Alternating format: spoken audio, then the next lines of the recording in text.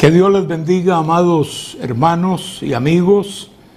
Una vez más estamos aquí para estudiar juntos la bendita palabra de nuestro Dios en la continuación del libro de Daniel. Bienvenidos todos. Esperamos que el Señor nos ayude y pedimos en este momento su bendición. Padre, en el nombre de Jesús invocamos tu nombre. Te damos gracias por esta oportunidad de poder llevar esta palabra, Señor. Danos la luz de tu presencia, de tu Espíritu. Ilumina nuestro entendimiento, Señor. Que al entrar a tu palabra, cualquier duda que pudiera haber sea despejada, Señor. Y al terminar este estudio de hoy, podamos haber avanzado en nuestros conocimientos acerca de tus propósitos para los tiempos finales. En el nombre de Jesús te lo pedimos. Amén y amén. Gloria al Señor. Bueno, vamos a tratar de concluir hoy con nuestro estudio del libro de Daniel. Estamos en la parte final del capítulo 11 y entraremos al capítulo 12, que es pues como el complemento del final. O sea, este final que empieza en el capítulo 11, particularmente en el versículo 35 en adelante, traspasa hasta el capítulo 12 y luego toma todo ese contenido del capítulo 12 como parte de esa narrativa profética de los tiempos del fin. Una de las cosas que se nos deben quedar claro en esto del estudio de Daniel es el hecho de que Daniel está en búsqueda de una respuesta de Dios. Una respuesta en base o con base a que él ha estudiado la palabra y como ha visto que el tiempo del cumplimiento de la profecía de Jeremías se ha cumplido, o sea, los 70 años de cautiverio, pues él se preocupa y él quiere saber cuándo es que termina ese juicio para Israel y cuándo Israel recupera el estatus que perdió. Eso es lo que está en la mente del profeta Daniel. Es un hombre sabio, entendido, es un hombre cultivado en el ambiente de Babilonia, por lo tanto acostumbrado al estudio, y por eso le ayuda a investigar y a llegar a conclusiones.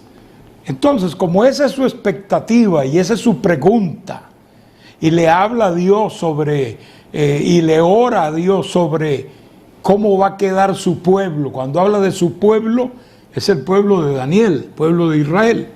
Y cuando habla de su ciudad, pues está hablando de la ciudad capital de donde era Daniel, es decir, la ciudad de Jerusalén. Eso no se debe confundir. Entonces, número uno, eso. ¿Cuál era la preocupación de Daniel? Pues la respuesta de Dios es consona con esa preocupación.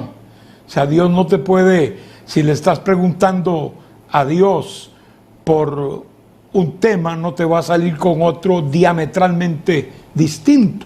Pues la respuesta de Dios tiene que ver con esa petición de Daniel. Él quiere saber cuál va a ser el fin de su pueblo. Muy bien. Dios no solo le dice acerca de la terminación de la cautividad, sino que lo lleva en alas de la profecía escatológica, es decir, la que tiene que ver con los tiempos finales, para decirle también cuál va a ser el final del pueblo de Israel en su forma total. No solo de la cautividad babilónica, sino también llevarlo hasta el mismo reino del Mesías. Eso es lo que Dios le contesta. Por eso es que Daniel algunas de las respuestas no logra digerirlas espiritualmente, y lo que hace pues en algunos casos es quedar totalmente abrumado y hasta confundido, y hubo ocasiones en que fue tan impactante lo que Dios le dijo respecto a la historia de Israel que quedó sin fuerzas y desmayado.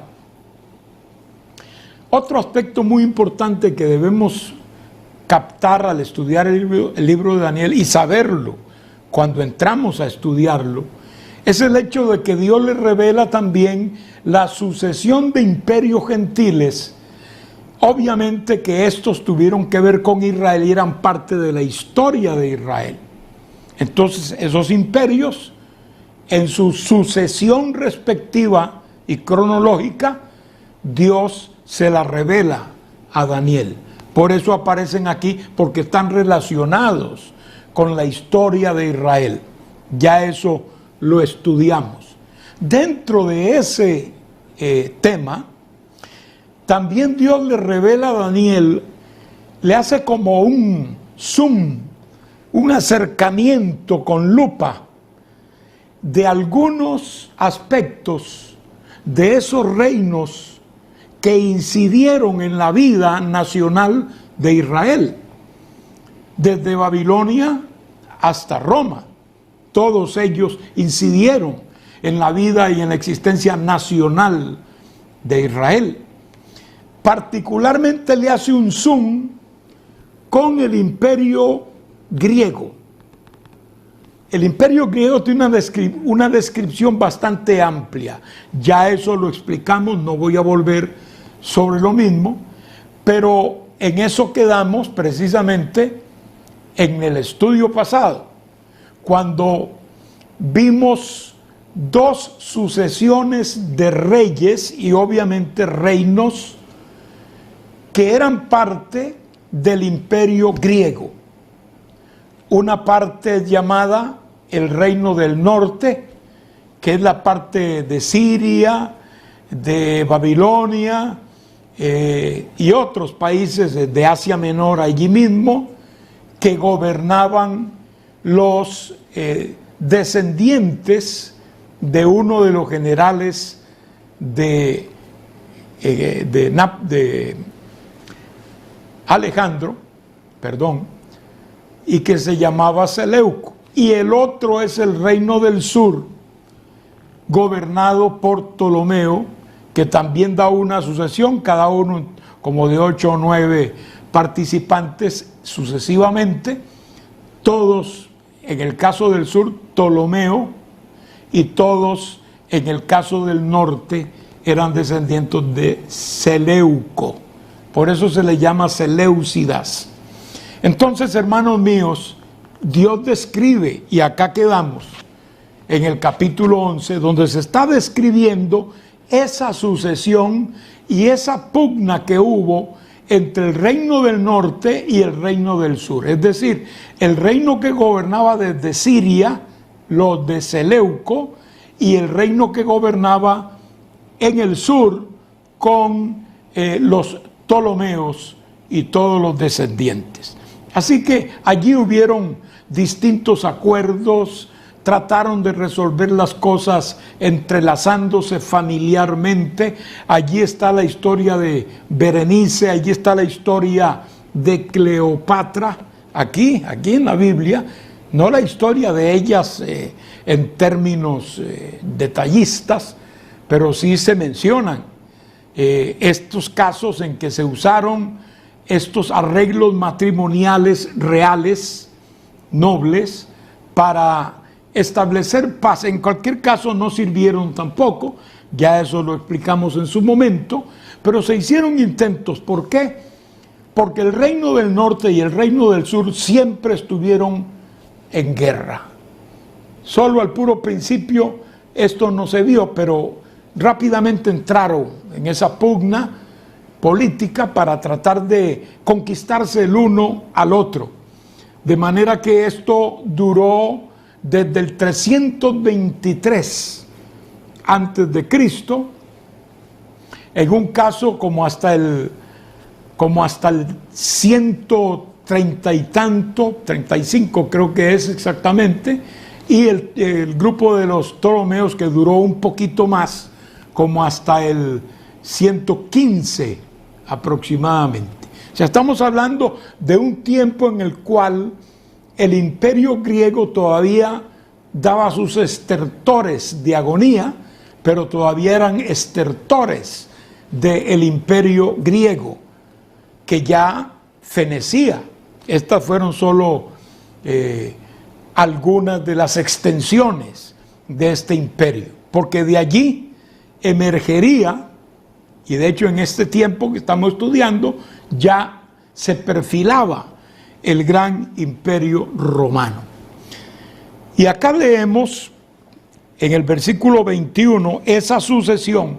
Digo esto, hermanos, perdonen, porque es bueno entender quiénes son estos reyes del sur y del norte. Porque si no, usted o yo o cualquiera, al entrar en esto sin conocer, entonces se va a confundir. Daniel es un libro que hay que entenderlo también de cara a la parte histórica para ver su cumplimiento. Entonces, si no se domina esa parte o si no se sabe de esa parte, el libro resulta totalmente oscuro para la persona. Cuando se habla del reino del norte, se está hablando de los descendientes de Seleuco. Y cuando se habla de los reyes del sur o del rey del sur, se habla de descendientes de Ptolomeo, que fueron los dos reinos que sí tuvieron incidencia con Israel. Los otros dos que hemos mencionado también, porque eran 4, los generales que se repartieron el imperio griego, no tienen nada que ver con Israel, estaban lejos de Israel y por lo tanto pues ellos no se mencionan, pero sí estos dos. Y acá en el capítulo 11, versículo 21, habla de esa sucesión, una de ellas, y dice, el verso 20 para más entendimiento, y se levantará en su lugar uno que hará pasar un cobrador de tributos por la gloria del reino. Esto sucedió exactamente, hermanos, pero en pocos días será quebrantado, aunque no en ira ni en batalla. Uno de los descendientes de este rey que se dedicó a cobrar impuestos a domicilio, una cosa extraña, terminó mal. Entonces dice, y le sucederá en su lugar un hombre despreciable, otro. Este es otro descendiente, estamos hablando del reino del norte, el reino en Siria, el cual no darán la honra del reino, pero vendrá sin aviso y tomará el reino con halagos. Las fuerzas enemigas serán barridas delante de él como con inundación de aguas, serán del todo destruidos, junto con el príncipe del pacto. Este sin duda es el sumo sacerdote, porque habla del pacto, y el pacto pues que se reconoce aquí es el pacto de Dios con Israel, y su príncipe sería en este caso el sumo sacerdote, que vendría a ser una especie de representante legal del pacto de Dios con Israel. Y después del pacto con él engañará y subirá, y saldrá vencedor con poca gente. Estando la provincia en paz y en abundancia, entrará y hará lo que no hicieron sus padres, ni los padres de sus padres. Botín, despojos y riqueza repartirá a sus soldados, y contra las fortalezas formará sus designios, y esto por un tiempo. Y despertará sus fuerzas y su ardor contra el rey del sur, el de Egipto, con gran ejército, y el rey del sur se empeñará en la guerra con grande y muy fuerte ejército, mas no prevalecerá, porque le harán traición. Hasta los propios hijos de este rey le traicionarán, según la historia, o le traicionaron. Aún los que coman de sus manjares le quebrantarán, y su ejército será destruido y caerán muchos muertos. El corazón de estos dos reyes será para hacer mal, y en una misma mesa hablarán mentira, mas no servirá de nada, porque el plazo aún no ha llegado. Es la pugna entre el rey del norte y el rey del sur. Debe entenderse esto en una forma sencilla y literal, tal como está. y volverá a su tierra con gran riqueza. Esto es después de esta refriega. Volverá a su tierra y su corazón será contra el pacto santo. Otra vez vuelve a mencionar el pacto de Dios con Israel. Hará su voluntad y volverá a su tierra. Al tiempo señalado volverá al sur, mas no será la postrera venida como la primera, porque vendrán contra él naves de Quitín. Estas son las naves romanas que estaban asentadas en Chipre, donde ya Roma tenía una punta de lanza importantísima, y él le mandó como para enseñarle los dientes a este rey, porque a Roma no le convenía que Siria siguiera conquistando las tierras a su alrededor. Era después de todo parte de la competencia de Roma y a Roma no le convenía. Esto lo había visto ya antes también Roma, pero ahora directamente le manda las naves para que este rey del norte mejor deje quieto al rey del sur, porque Roma está de por medio. Y se enojará contra el pacto santo y hará según su voluntad. Volverá pues y se entenderá con los que abandonen el pacto santo. Es decir, aquí está hablando de judíos que traicionarán el pacto, que apostatarán de la fe. Dice que los habrá dentro de Israel. Recuerden que había también una situación política confusa, y entonces había quienes pues querían pescar en río revuelto, incluyendo propios judíos que debían honrar el pacto. Están dispuestos a abandonar el pacto para unirse a un hombre que, de acuerdo a sus cálculos políticos, pues les podía rendir algo. Dice, y se levantarán de su parte tropas de parte de este rey, que profanarán el santuario y la fortaleza, y quitarán el continuo sacrificio, y pondrán la abominación desoladora. Con lisonja seducirá a los violadores del pacto, los mismos que antes mencioné. Mas el pueblo que conoce a su Dios se esforzará y actuará. Es una alusión a los sacerdotes que se levantaron en contra de Antíoco Epifanes, que es este rey del norte que está hablando aquí, este pasaje. El rey que hizo la abominación desoladora y que también destruyó prácticamente el culto al Señor por un buen tiempo, haciéndose abominable y despreciable.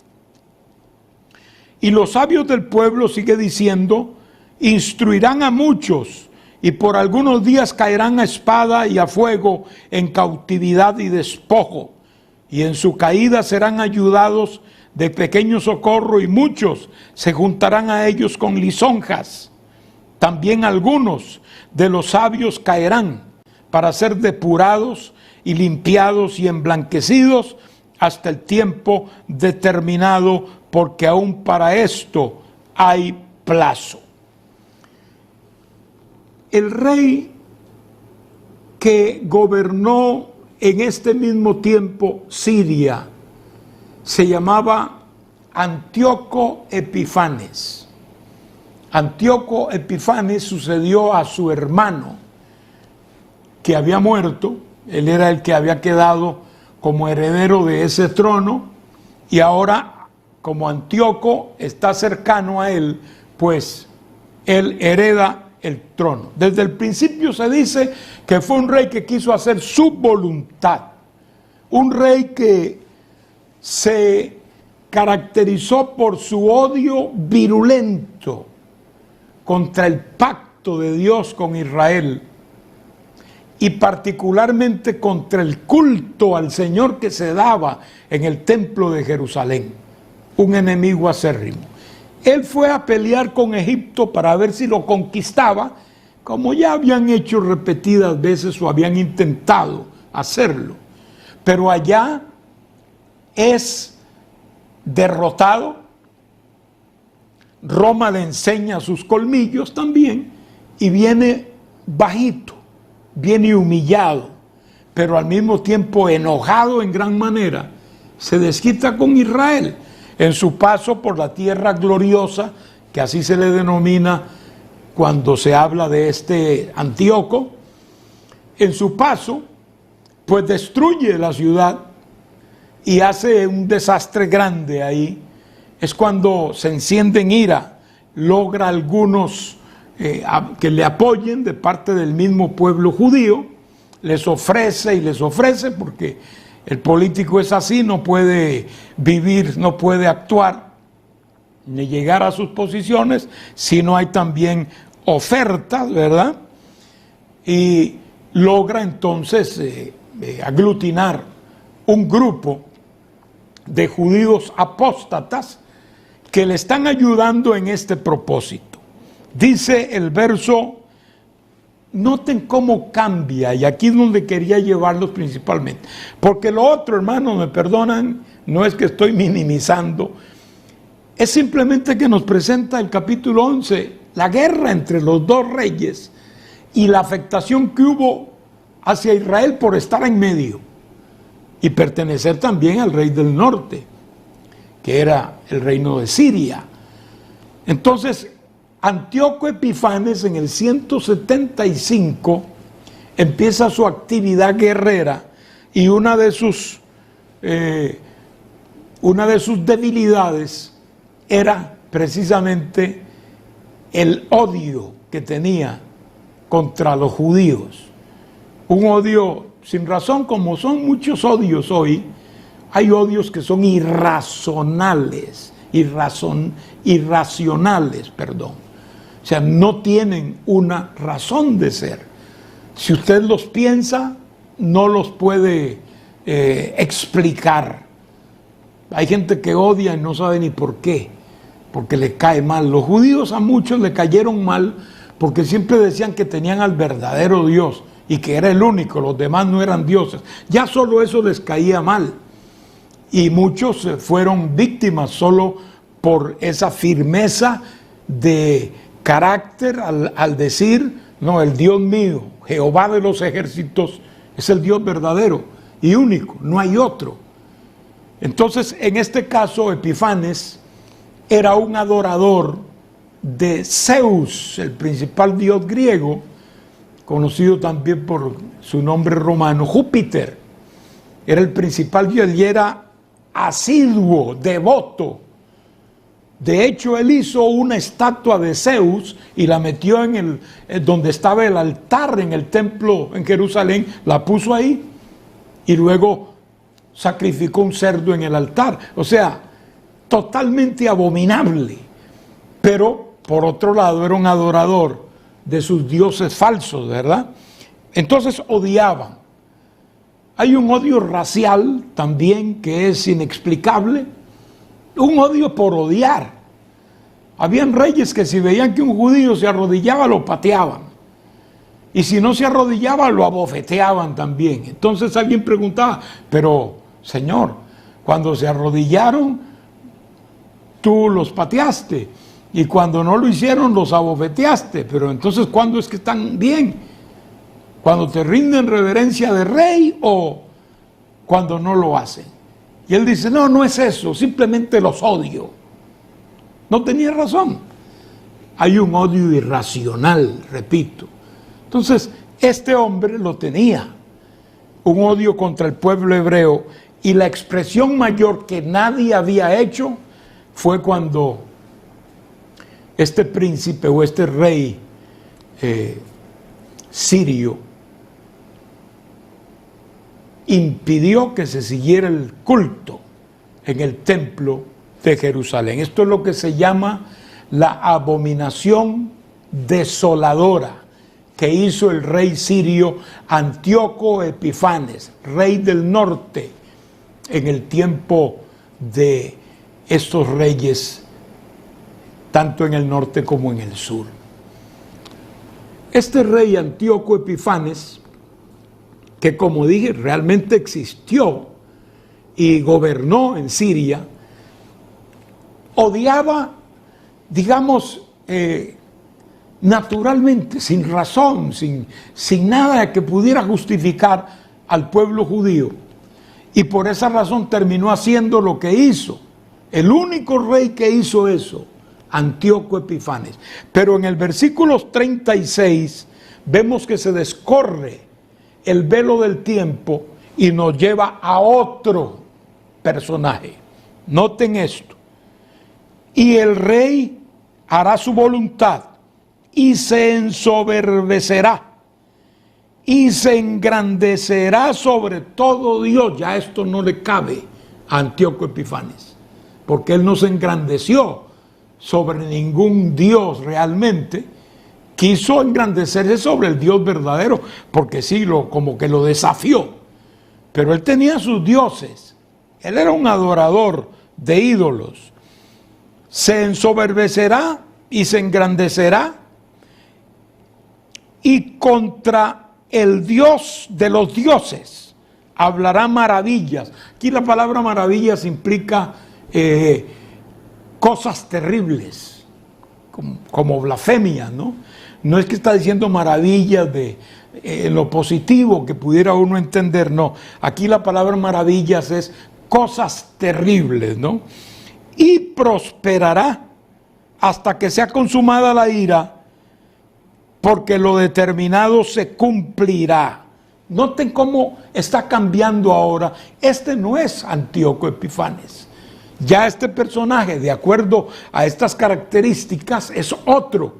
Pero es otro que es más malo todavía que el mismo Antíoco. Antíoco se queda, dije, un prototipo, diríamos, se queda chiquito al lado de este otro que resalta en la narración. Y dice, siguiendo las características, ni respetará a Dios alguno. Sigue hablando de la religión de este rey. O sea, este rey no tendrá religión, no tendrá Dios alguno. No es el caso de Antíoco Epifanes.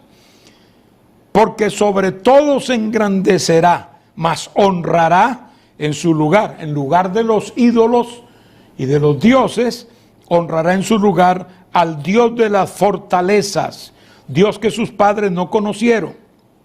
Los honrará con oro y plata, con piedras preciosas y con cosas de gran precio. Con un Dios ajeno se hará de fortalezas, de las fortalezas más inexpugnables, y colmará de honores a los que le reconozcan, y por precio repartirá la tierra. Está hablando de otro personaje. Aquí nos traslada a otro que se llama no Antíoco Epifanes, sino en la Biblia es conocido como el Anticristo. También se le llama el hijo de perdición, el cual se levanta y se opone contra Dios, dice la palabra, y todo lo que es objeto de culto. O sea, un enemigo acérrimo de Dios, y por ende también del pueblo de Dios. Es un hijo de perdición, dice la palabra. Entonces, el verso 40 dice: pero al cabo del tiempo el rey del sur contenderá con él, y el rey del norte se levantará contra él como una tempestad, con carros y gente de a caballo y muchas naves, y entrará por las tierras e inundará y pasará. Verso 41 nos sitúa otra vez: entrará en la tierra gloriosa, y muchas provincias caerán, mas éstas escaparán de su mano: Edom y Moab, y la mayoría de los hijos de Amón. Extenderá su mano contra las tierras, y no escapará el país de Egipto, y se apoderará de los tesoros de oro y plata, y de todas las cosas preciosas de Egipto, y los de Libia y de Etiopía le seguirán. Noten que hay un ataque contra Egipto. Esa es una acción del anticristo ya. El anticristo atacará a Egipto, y allá hay muchas riquezas. De hecho, Egipto económicamente siempre ha sido importante, pero la riqueza de Egipto no es tanto el dinero que tenga, sino todas esas joyas arquitectónicas y arqueológicas que posee Egipto y que únicamente casi que es exclusivo en esas cosas. Todo eso son riquezas que en un momento dado serán codiciadas también por el anticristo. Ahí menciona algunas provincias que no caerán, como Edom, Moab y Amón, que están al sur de Israel. Entonces dice, extenderá su mano contra las tierras y no escapará el país de Egipto, y se apoderará de los tesoros de oro y plata, de todas las cosas preciosas. Por eso les decía de la parte arqueológica y otras riquezas de esa clase que tiene Egipto. Se unirán también al anticristo, en este caso, algunas de los países que forman parte de África del norte, ¿verdad? En este caso, algunas de ellas se mencionan aquí, como por ejemplo Libia, Etiopía, pero noticias del oriente y del norte lo atemorizarán y saldrá con gran ira para destruir y matar a muchos, y plantará las tiendas de su palacio entre los mares y el monte glorioso y santo, mas llegará a su fin y no tendrá quien le ayude. Esto que nos está presentando no ha sucedido en la historia de ningún rey antiguo, pero sucederá en el tiempo del anticristo. Noten que dice aquí que algunas noticias de oriente lo atemorizarán, y también del norte. Entendemos por la palabra de Dios, tanto el libro de Apocalipsis capítulo 16 como el capítulo 38 y 39 de Ezequiel, que tienen que cumplirse, que hablan de una guerra descomunal, que no es la guerra de Armagedón. Esa será la que culmine ya el proyecto de Dios con los gentiles. Esta otra es una guerra llamada de Gog y Magog, que llega a ser un símbolo de lo que son las guerras contra Israel, pero que se describe ahí perfectamente. ¿Quiénes la liderizarán? Número uno, las potencias del norte, que van a incluir a Rusia misma, porque habla, hermanos, claramente de Gog y Magog, príncipe soberano de Tubal. Son palabras que nos llevan a esa área del mundo, la parte norte extrema de Israel, es Rusia. Es decir, Israel y Rusia están en el mismo meridiano, un poquitito uno adelante, pero en el mismo meridiano, o sea, exactamente al norte de Israel está Rusia. La Biblia menciona ahí una palabra que se puede identificar con el nombre Rusia, Rosh. Así que los indicios claros es que habrá una confederación, no será solo Rusia. Habrán parte de Alemania, allí estará parte de la Rusia, de la parte que tiene que ver con Rusia asiática, o sea que Rusia es una parte Europa y otra parte es Asia. Y aquella palabra que dice la Biblia en el capítulo 12 de Apocalipsis, que Dios va a hacer que se seque el río Éufrates. Y dice, ¿para qué? Para que quede libre el camino de los reyes de Oriente. Ahí nos lleva a Asia. Muchos países de Asia también, o varios, se van a aglutinar en un solo frente para venir a atacar a Israel.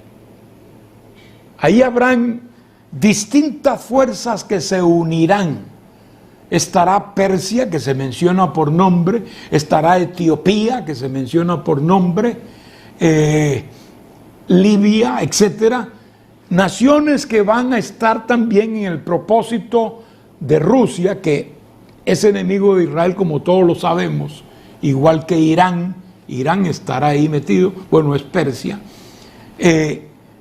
para destruir a Israel. Ya Irán lo está diciendo, que van a destruir, van a borrar a Israel del mapa. Y ellos están esperando el momento oportuno. Ellos solamente están esperando el tiempo para poder hacer ese trabajo. Y el tiempo será precisamente allí cerquita de la mitad de la gran tribulación, cuando se atrevan a invadir. Zacarías 14 nos menciona esta invasión también, además de los textos que ya mencioné, y que entrarán a la tierra gloriosa para destruir, y allí, hermanos míos, es donde se va a producir la caída de estos ejércitos por intervención divina. De hecho, el anticristo se atemorizará cuando le hablan, dándole las noticias de que los reinos de Oriente vienen hacia Jerusalén, y también los del norte, esas confederaciones con sus ejércitos vienen contra Israel. Es allí donde el anticristo instala su cuartel militar, lo menciona aquí con mucha claridad, su palacio, su cuartel, ¿verdad?, entre los mares, menciona mares, no uno solo, y el monte glorioso y santo. Esto nos lleva geográficamente a cierto lugar. Los mares podemos incluir sin lugar a dudas, porque no hay más mares aparte del mar de Galilea, que es un lago. El mar Muerto, que sí es una extensión grande, es también un lago, pero es una extensión bastante grande de agua. Y el Mediterráneo, que ya sí es un mar grande, ¿no? No tan grande como el Atlántico o el Pacífico, pero sí es un mar ya grande, comparable con otros, pues que son ante él pequeñas reuniones de aguas, ¿no? El mar Muerto tiene su importancia, su tamaño. Bueno, entre estos mares, por la parte sur y por la parte oeste, que es la que limita con el mar Mediterráneo de Israel, y la ciudad de Jerusalén, que está más hacia el centro de la geografía del país. Jerusalén no está en la costa, pero entre esos mares y Jerusalén instala su cuartel general en esas llanuras desérticas en buena medida, el anticristo. Quiere decir que el anticristo estará atrincherado dentro de la tierra de Israel. Eso es importante, porque acuérdense que el Señor va a retornar, ya aquí estará cerquita eso, va a retornar poniendo su pie en el monte de los olivos en Jerusalén.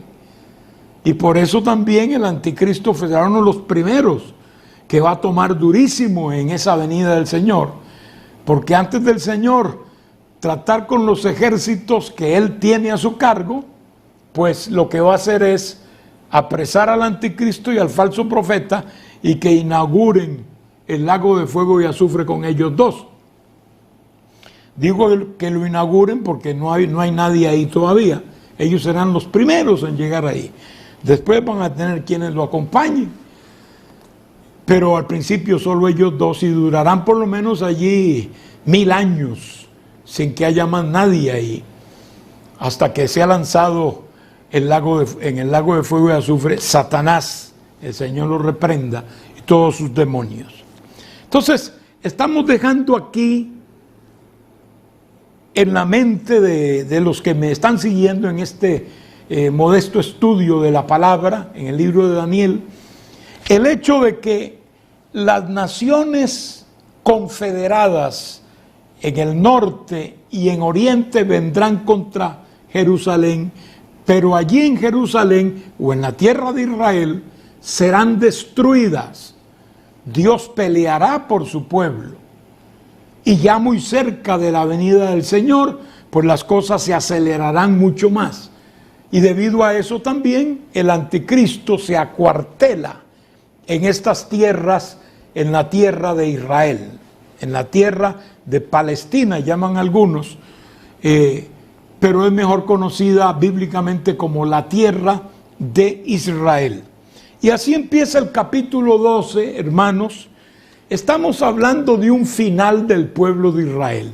Por eso es que a Daniel le he revelado todo esto. Él quería saber el final, muy bien. No es que se cumplan los 70 años de cautividad y regresen a su tierra. Sucedió. De hecho, Daniel les profetiza que también otra vez Jerusalén sería destruida, lo cual sucedió en el año 70 de nuestra era, cuando el general Tito, enviado por el emperador de Roma, destruye la ciudad de Jerusalén, y ahí sí no queda piedra sobre piedra. Es la última destrucción que hubo de la ciudad de Jerusalén, porque acuérdense que Israel ha sido destruido, Jerusalén, varias veces. La destruyó Nabucodonosor, la dejó en escombros. Luego de ahí fue reconstruida y luego remozada en los tiempos de Herodes, y acá en el año 70 es otra vez destruida por los romanos. Desde el año 70 para acá, Israel no existió más como nación, porque el César romano decretó que fueran esparcidos por el mundo.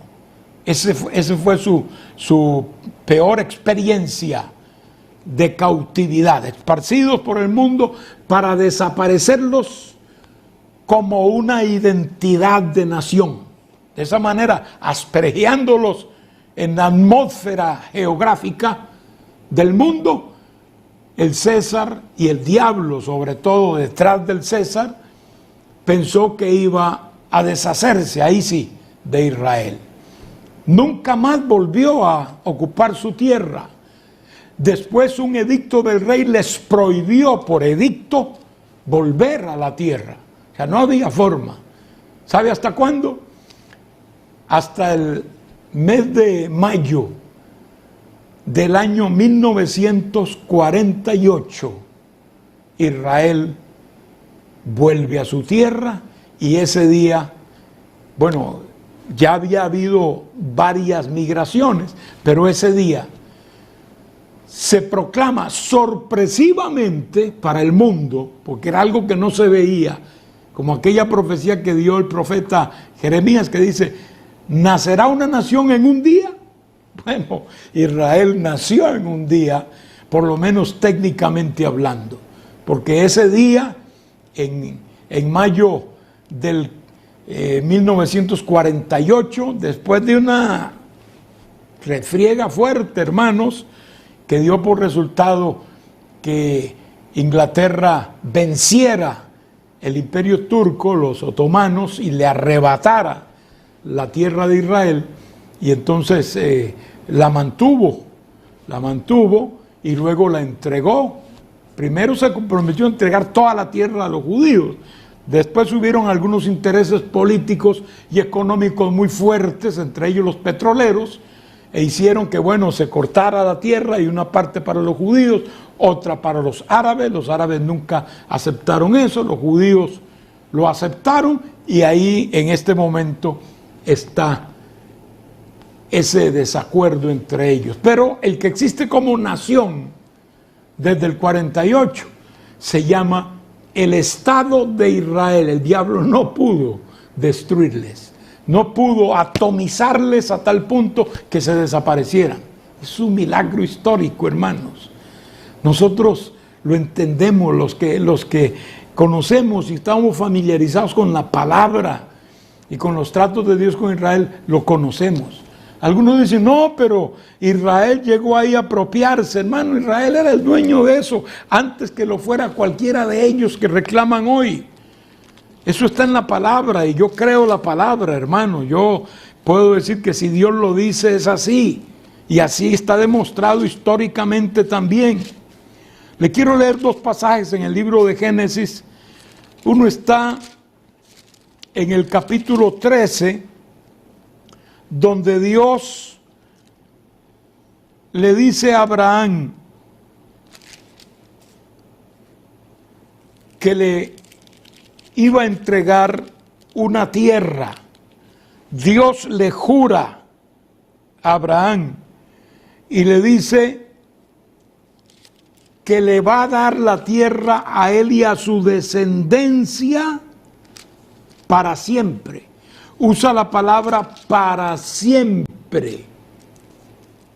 Que le va a entregar la tierra que le había prometido a Abraham y a Isaac, se la va a entregar a Jacob y sus descendientes.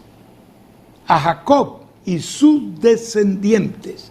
Es decir, Dios como que va achicando y estableciendo qué es lo que quiso decir cuando le dijo a Abraham que le entregaría la tierra, en el capítulo 13 de Génesis, y luego le confirma tal promesa a Isaac, y luego se la confirma a Jacob, que sí es el padre específicamente de la nación hebrea. Acuérdense que Jacob, de los 12 hijos que tuvo, 12, Dios levantó las 12 tribus de los hijos de Israel, que son conocidos así como hijos de Israel. Israel es Jacob. Ese es el nombre que Dios le puso a Jacob cuando Dios, en un sentido, peleó o batalló con Jacob en el verso 28 del capítulo 32. Y el varón le dijo, no se dirá más tu nombre Jacob, sino Israel, porque has luchado con Dios y con los hombres y has vencido. Allí está, hermanos, con mucha claridad la individualidad, diríamos así, de esta promesa para Jacob y sus descendientes. Sí, los árabes son descendientes de Abraham también, y tienen una promesa, y Dios ha sido fiel en cumplirla. Los árabes han sido bendecidos por Dios, todos lo sabemos. Dios dijo que iban a salir reyes de ellos y príncipes, etcétera, y que iban a ser fieros, etcétera. Todo el mundo sabe que esa es una característica de los árabes, además de sus muchas riquezas, especialmente, ¿verdad?, en los niveles altos de los árabes, porque yo encuentro que en el pueblo común y corriente no permea mucho esa riqueza del petróleo de los árabes. Eso es lo que uno ha podido ver y conceptuar por lo que uno ha visto. Así que entonces, amados, el capítulo 12 entra ya a la fase final y dice, en aquel tiempo se levantará Miguel, el gran príncipe, que está de parte de los hijos de tu pueblo. Sigue hablando del fin, está ahora ya involucrando la parte final del fin. Los últimos días, lo que quería saber Daniel. Habla de Miguel, que es un príncipe que está por parte de los hijos de tu pueblo. ¿Cuál es tu pueblo? El pueblo de Israel. Está hablando con Daniel. Y será tiempo de angustia. Ahí está hablando de la gran tribulación, cual nunca fue desde que hubo gente hasta entonces. Pero en aquel tiempo será liberado tu pueblo, todos los que se hayan inscritos en el libro. Y muchos de los que duermen en el polvo de la tierra serán despertados, unos para vida eterna y otros para vergüenza y confusión perpetua. Mire, hermano, la doctrina de la resurrección aquí en este libro que se escribió en el 6º siglo antes de Cristo. Algunos dicen que no puede ser, porque Daniel no podía saber nada de la doctrina de la resurrección de los muertos. Pues sí lo sabe, porque Dios lo sabe y se lo está revelando a Daniel. Los entendidos resplandecerán como el resplandor del firmamento, y los que enseñan la justicia a la multitud como las estrellas a perpetua eternidad. Esta es una recompensa. Pero tú, Daniel, cierra las palabras y sella el libro hasta el tiempo del fin. Muchos correrán de aquí para allá y la ciencia se aumentará. Y tenemos una profecía, y si se quiere dos. Unos correrán de aquí para allá, habla de un movimiento continuo, y eso sucede hoy también. La ciencia está aumentando, algunas veces para bien, otras veces no para muy bien, y otras para muy mal. Pero la ciencia está aumentando. Y yo, Daniel, miré, dice él ya testificando, y he aquí otros dos que estaban en pie, el uno a este lado del río y el otro al otro lado del río.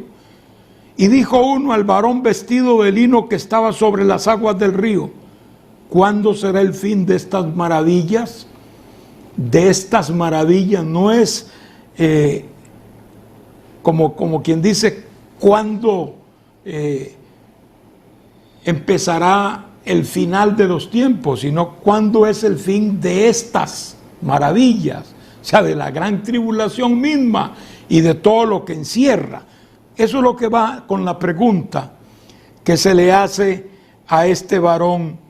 Y entonces oí al varón vestido de lino que estaba sobre las aguas del río, el cual alzó su diestra y su siniestra, levantó las manos al cielo y juró por el que vive por los siglos, que será por tiempo, tiempos y la mitad de un tiempo. Note cómo se dice aquí: tiempo, individual, singular; tiempos, plural, más de dos o dos; y la mitad de un tiempo.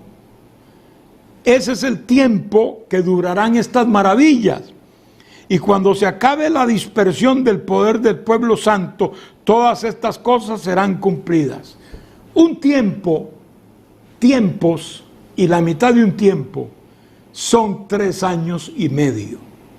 Un tiempo, dos, cuando dice tiempos, y la mitad de un tiempo son 3 años y medio. Y yo oí, mas no entendí. Y dije: Señor mío, ¿cuál será el fin de estas cosas? Y respondió: anda, Daniel, pues estas palabras están cerradas y selladas hasta el tiempo del fin. Muchos serán limpios y emblanquecidos y purificados. Los impíos procederán impíamente, y ninguno de los impíos entenderá, pero los entendidos comprenderán. Y desde el tiempo que se ha quitado el continuo sacrificio hasta la abominación desoladora habrá 1290 días. Bienaventurado el que espere y llegue a 1335 días. Tú irás hasta el fin y reposarás, y te levantarás para recibir tu heredad al fin de los días. Aquí, bueno, ya está hablando de la duración de la gran tribulación, que está claro aquí, y esto concuerda con Apocalipsis capítulo 13, que es el tiempo en que durará el gobierno del anticristo, cuando selle a la gente en la frente y en las manos. Se menciona también esto en el capítulo 7 del libro de Daniel, si se acuerdan ustedes. También se menciona esa cifra, ese tiempo. Es decir, tanto en Apocalipsis como en Daniel se habla de 3 años y medio. Algunas veces se llama así tiempos también. En otras se menciona por día 1260 días. Y en otras se menciona por meses, 42 meses. Todo eso es 3 años y medio que durará lo que la Biblia llama la gran tribulación. La gran tribulación es previa a la segunda venida. Mateo lo dice bien claro. e inmediatamente después de la tribulación de aquellos días es cuando describe que Cristo viene. Verán la señal del Hijo del Hombre, etc. Aquí estos días no es que sea fácil esta cronología aquí, con esto ya termino, que aquí habla de 1290 días. Realmente la tribulación son 1260, pero acá se habla de 90 a 30 días más. Probablemente cuando el Señor venga, no es que de inmediato va a empezar el reino, el milenio. Acuérdese que la Biblia habla en Mateo 25 del juicio de las naciones. Dice que inmediatamente después de su venida, lo primero que el Señor hace es reunir las naciones. Y probablemente esos 30 días sirvan para ese juicio que la Biblia menciona de las naciones, en las cuales habrá unos que podrán entrar al reino y otros no, como lo dice Mateo capítulo 25. Luego habla de 1335, o sea, le añade otros 45, ¿no? Otros 45 días más, de 1290 a 1335, pues vienen a ser 45 días más. Estos también tienen que ver con la preparación del reino, ya que nadie puede pensar que el reino todo está acomodado y empezará de una vez. No, lo principal está listo, eso está establecido y no hay viraje ni ningún tipo de desorden ni nada en esto. Todo está claramente estipulado: quién es el rey, cuánto durará ese reino, quiénes entrarán, etcétera. Pero también es obvio pensar que haya alguna preparación, algún, digamos, protocolo previo al milenio, y que esos 45 días sirvan para ese propósito. Es la explicación cronológica más aceptable sobre esto, ¿verdad?, que podría perfectamente calzar. Daniel quiso entender más, pero el ángel le dijo: tranquilo, tú vas a ir hasta el fin y reposarás y te levantarás para recibir tu heredad. ¿Cuándo? Al fin de los días. Noten que está hablando del fin de los días. Eso es lo que Dios le responde a Daniel, que de su corazón clama y dice: yo quiero saber lo que va a pasar con mi pueblo. Aquí está hablando específicamente sobre el futuro profético del pueblo de Israel, que es el pueblo de Daniel. Así que, hermanos, espero que al estudiar este libro, modestamente hablando, hay mucho detalle, pero no hemos entrado en mucho detalle, hermanos, para no embotarnos, porque uno mismo que está un poco más acostumbrado a veces se embota un poco de todos esos detalles, pero que no son estrictamente necesarios, ¿no? Entonces, por eso hemos visto a grandes rasgos, pero lo principal sí he querido puntualizarlo para que cuando entremos a estudiar el libro de Daniel, ya en la forma personal, podamos tener más claridad y más luz y una especie de guía para ir estudiando la palabra y entresacando estas gloriosas enseñanzas que de verdad, hermano, lo tocan a uno. Cada vez que yo estudio el libro de Daniel así a profundidad, realmente Dios me ministra, porque esto a mí me agrada mucho también, el asunto de la profecía, y de los últimos tiempos es algo que me agrada mucho desde mi juventud, Así que espero que le haya servido en algo, hermanos, que les haya ministrado en algo. Agradezco al Señor esta oportunidad, agradezco la ayuda de mi hija Elid, Daisy Elid, y también de Royberto Elías, que es mi yerno y que ha estado siempre ayudándome en la parte técnica, detrás de las cámaras, ¿verdad? Y a todos ustedes que han tenido paciencia, nos han seguido y se han interesado en el estudio tanto de Apocalipsis que dimos, como ahora el libro de Daniel. Que Dios les bendiga, hermanos, y bueno, que nos ayude a todos a estar en ese tiempo preparados, porque Cristo viene y viene pronto. Vamos a orar dando gracias al Señor. Padre, te damos gracias por tu palabra. Sabemos que tu palabra es verdad, Señor. Tu palabra no falla. Muchos se asombran ante tu palabra, y ante ese asombro, Dios mío, hasta llegan a rechazarla por causa de que no entra en su razonamiento la grandeza, el impacto, la sabiduría de tu palabra, Señor. Gracias porque a los que conocemos y andamos en el Espíritu, sí nos interesa y sabemos, Señor, que por más contradictorio que pueda resultar algo a la mente humana, a la mente carnal, la fe siempre lo asimila y será conducida en la forma más adecuada, Señor, para edificación de tu pueblo. Bendice a Israel, Padre. Tendrá tiempos difíciles, está en tu palabra, pero bendícele.